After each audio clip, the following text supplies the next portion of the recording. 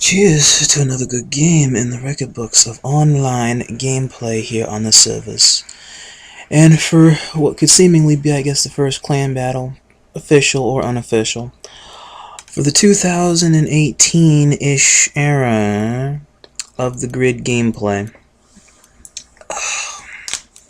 Let me say, going over here in the revision here, the M.o.S outline for the use of this entire clan battles, for use of the whole clan battle here, I feel was an astronomical success. And so I'm now going to sit here and review a few of the pros and the cons. I'm also going to make a future post relevant to GameFAQs.com, and I'm going to make a YouTube video also in corresponding to said post on GameFAQs that will also give a more in-depth and detailed revision over the Makers of Strategy combat outline that I'm creating for the community. And so I'm mainly going to be going over details of this that are responding to the clan battle, not an overall revision to the rulings. So starting here in round 1 was the capture the flag, which was well executed. I could sense the complications did arise as Shop Prime and Noah found it difficult in order to try to make ends meet in having a coordinated sense of strategy, and in feeling, I guess, that the opponents were faster than them, and so you couldn't really respond as much or as appropriately as one could have. But at the same time, you gotta understand, if you're playing your Pokemon Go or your Pokemon on your Nintendo DS at the same time as you're trying to participate in the clan battle, something's gotta give, and it's going to be your attention. So it's not really too much I can do about that. But I will say, for what it is we were able to muster, the amount of teamwork and coordination there did falter at a couple different times, but it also did go through, and it did prevail on a couple of different times. The only problem is that we just weren't able to successfully acquire all of the flags in the game mode as we needed to. Otherwise than that, nothing else was really wrong. Next was moving into round 2 for conquest mode. That one here got tricky with the host change, and so what happened with the host change was that during the small amount of time where Grimm's had logged off or disconnected or his game had froze, during that small tenure, I went on ahead and did a minor transfer of power for our team's representation, so I would take myself out, and the general momentum of our structured teamwork right now would not change or falter. I gave this over to WTF Server, the Vice Commander, for the time being at that time in order to complete the session, as it were, which also, by eliminating their said other person and our said other person, would create somewhat of a counterbalance, as we would have 2 scientist plays amidst the M.o.S in order to counteract their 2 destroyer players.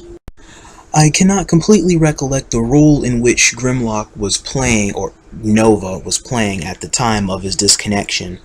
And so, with that being said, and me being a scout class, taking myself out in order to allow said destroyer, 2 scientists, and the Titan to respectively play on our said, does stumble across a rather unique strategic loophole that I did not foresee until I was clicking back and forth watching what was on screen and watching all of the classes that were presently playing, and realized that there was a slight or seemingly slight imbalance, I feel, with the outlines that go on. And when a said disconnection does happen like it did, then it also does temporarily shift momentum, or can shift momentum, or the balance can shift in terms of how to play or how to react. to certain movements and to certain classes that will be coming at you. I don't know, there's going to need to be a revision about that in order for me to... I need to now analyze that a little bit more closely. Altogether, though, that one for Conquest also did end in a loss for us. And then going into Capture the Flag 2, while immensely laggy, it allowed a difference of strategy to come into play with a lot of the roles mixed up when we took to Spire's map. And the teamwork shifted and fell through at a couple different points, but it didn't fall at any important points, actually, which is a very redeeming silver lining of that portion of the clan battle. And somehow we're able to actually make a decent comeback and hold the line to make the comeback, to where we had the point at like 3-2 our lead, and I was about to initiate the push in order to get the 4th flag note when Server and Shadow reminded me that, you know, we have the lead, so all we have to do is defend now. We don't actually have to push. And so that was what it is that happened. And amidst that match, I believe it was and during the midst of that match, at some point they just went on ahead and just let their defenses fall through. That way we could just magically pick up the 4th flag. I don't know why in the hell, but I'm not even gonna bother. I'm not even gonna worry about it. I mean, we probably would have had it in the bag, but it would have been vastly closer instead of it being vastly decisive in our favor. But anyway, we ended up winning the Capture the Flag map. We won the Capture the Flag, the second round of Capture the Flag, we won that one. And so it was 2 losses to the 1 win. That one, I believe, was a 5 versus 5, or it was a 5 versus 5 onward, under the M.o.S outline. And then from there it went into a team deathmatch. That one was rather decisive once we already stepped foot into it, because everybody there had also made the effort in order to try out newer roles and newer combinations with said roles, using everybody of all one class, with the one added role being a toss-up.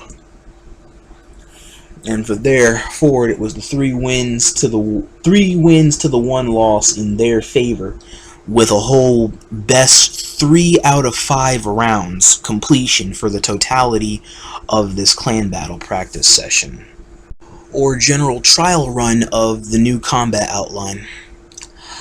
Overall, I thought the clan battle was rather well done. It was well met with a number of different twists and turns, and it was very rarely predictable. Everything was new. Nobody ever really picked the same role twice except for 1 or 2 people, because that's what they felt comfortable with doing, rather than actually trying to expand the comfort zones and trying to work beyond where they are. And so, with that being said, I do believe that there are a couple of revisions to the Makers of Strategy combat outline that do need to be tweaked a tad bit in order to incorporate a different sense of thinking, just in case there is a pending possibility of a 5 versus 5. 4 versus 4 is primarily what the whole outline was created and structured around, for there to be 1 scout, 1 destroyer, 1 scientist, 1 titan. And so the possible inclusion of the added 5th person is what I am very dubious about, because there is no certainty for what that will be. It's like a wild card role where it can be filled in by anybody that can just vastly steamroll a team or select amount of people over with what it is that you're comfortable with, rather than getting on the bandwagon and doing something different that you don't normally do. And so that small portion of it will need to be tweaked. The part about disconnections and rescheduling, I don't think will need to be retweaked. Not even the disconnection portion, I don't believe will need to be retweaked. Only the portion about 5 versus 5 will need to be slightly edited in order to incorporate a possible different train of thought that I may be overlooking in this. I don't know. This will be an open panel on game facts that I will create eventually.